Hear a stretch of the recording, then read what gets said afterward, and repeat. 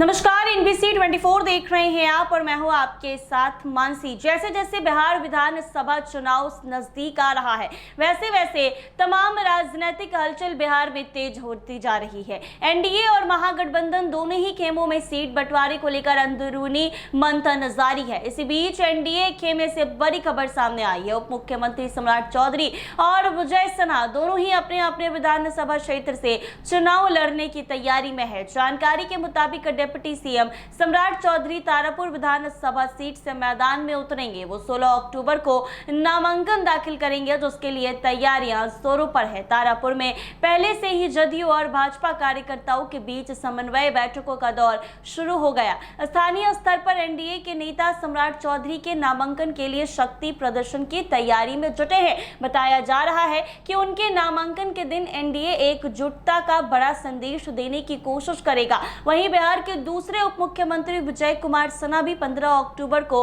नामांकन करेंगे। वो पारंपरिक रूप से अपनी मजबूती माने जाने वाली लखीसराय विधानसभा सीट से चुनाव लड़ेंगे। विजय सिन्हा के नामांकन के दौरान भाजपा के कई वरिष्ठ नेता मौजूद रहेंगे और इसे एनडीए का शक्ति प्रदर्शन सभा का रूप दिया जा सकता है। लखीसराय में पहले से ही बैनर, पोस्टर और रोड शो की तैयारियां शुरू हो चुकी है। दूसरी ओर एनडीए और महागठबंधन दोनों ही सीटों के बंटवारे को लेकर खींचतान जारी है। एनडीए में जहां भाजपा और जदयू के बीच 101 सीटों जो है वो तय की गई है, तो वहीं महागठबंधन में राजद, कांग्रेस और वाम दलों के बीच सहमति बनने में देरी हो रही है। चिराग पासवान की पार्टी एलजेपी को लेकर भी एनडीए के भीतर कुछ सीटों पर मतभेद की स्थिति बनी है, जिसे सुलझाने की कोशिशें जारी है। दोनों उप मुख्यमंत्रियों का सक्रिय रूप से चुनाव मैदान में उतरना एक रणनीतिक संकेत है। इससे भाजपा यह संदेश देना चाहती है कि वो केवल संगठन स्तर पर नहीं बल्कि नेतृत्व स्तर पर भी पूरी मजबूती से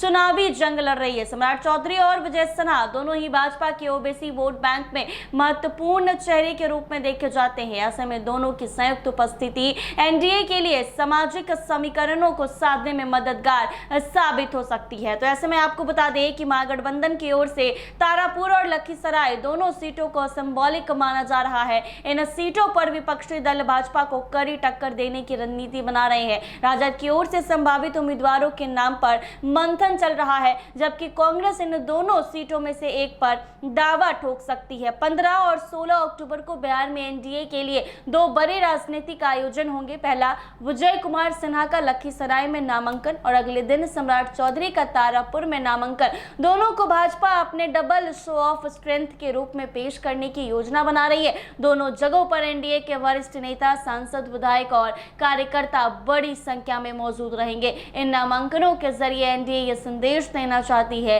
कि चुनावी मैदान में वो पूरी मजबूती और एकजुटता के साथ उतर रही है। तो अब देखना ये होगा कि ये डबल भव्य शो कैसा होता है। ऐसे ही तमाम अपडेट्स के लिए बने रहे एनबीसी 24 के